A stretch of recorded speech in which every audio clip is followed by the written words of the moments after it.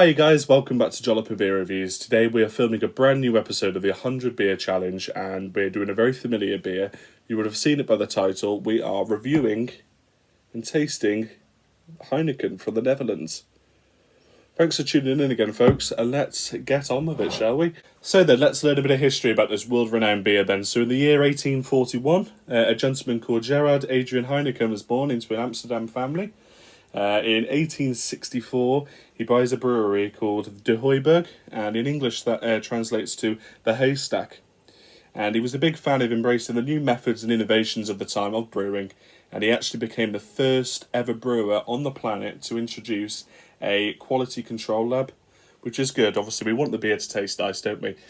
He did a lot for Amsterdam at the time. The family did, the brewery did at the time. The city was growing around that era of time, the 19th century, and he did a lot, to help the city out. So he's quite a famous person in the city, and they do respect what his family has achieved. I mean, just off my head, 150, 160 years the business has been about.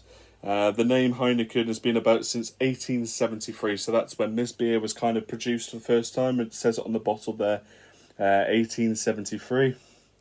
Don't know if you can read it there, but there we go.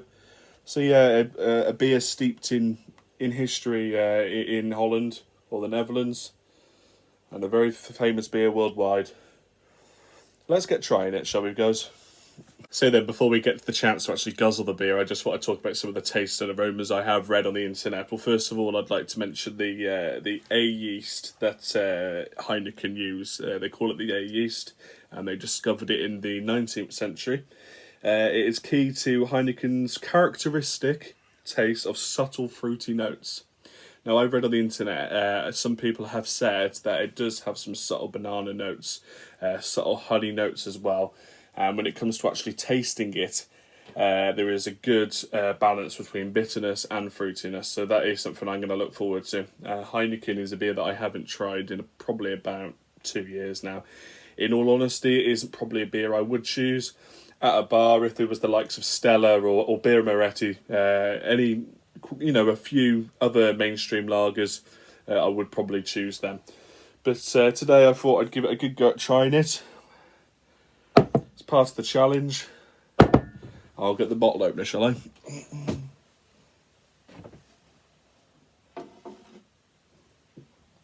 Now then.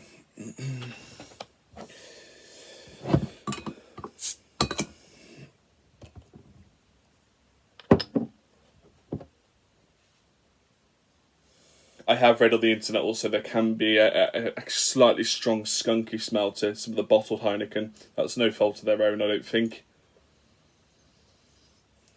Yeah, you get a punch of a bit of an odorous smell. And then you get this nice bitter. I read on the internet as well, it can almost smell like new leather. I am getting that smell. And then almost like not a nutty smell, but like a cereal type smell, That's all I'm getting really off the aroma straight out the bottle. Let's pour it into the famous beer glass. Today I've got it in a 650ml bottle that cost me £2.79 from the local off licence. And it comes in at 5% ABV. There's no head form in there really. As you can see, that's got plenty amounts of carbonation. It's a nice light amber colour. It is a pale lager. Now I've got it in the glass, you do have that more of like you can almost smell that fruit.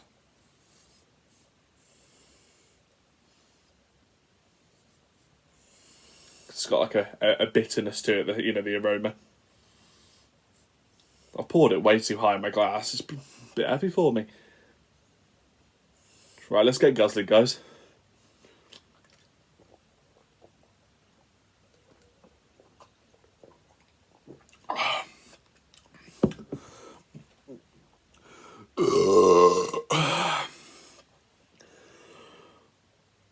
There is carbonation, and then there's fucking carbonation.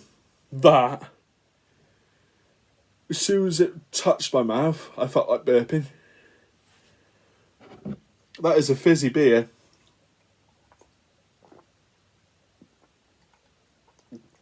It's not a bad tasting beer. Again, Christ, I'm bloated. Oh, Struth. Whew. Interesting.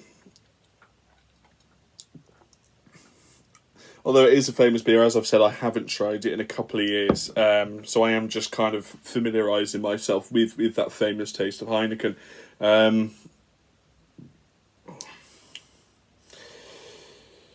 It's a malty lager. It's probably, it doesn't have much uniqueness to it, and that's not me sounding horrible. That's just my observations here. I don't dislike it. I like it. Do I love it? No. There is probably slightly too much carbonation in there for me.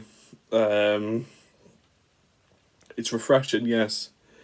I could easily drink 10 of these, but there aren't many beers that I wouldn't drink. I'm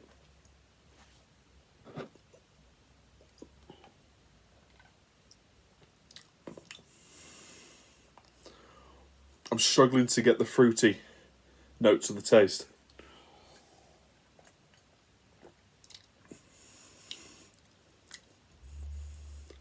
It does have that new leather taste, and it's not a bad taste, to be honest.